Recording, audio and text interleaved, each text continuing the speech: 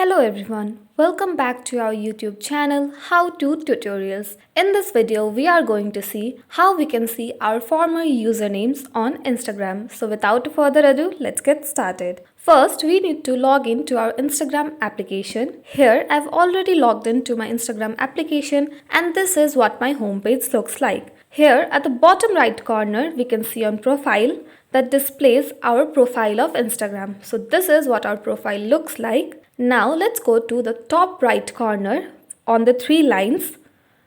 So this shows our settings and activity. Here we can see how you use Instagram, who can see your content, and as we scroll down we can see how others can interact with you and what you see and many more. So let's scroll down to the bottom until we see the about with an eye icon. So let's click on about.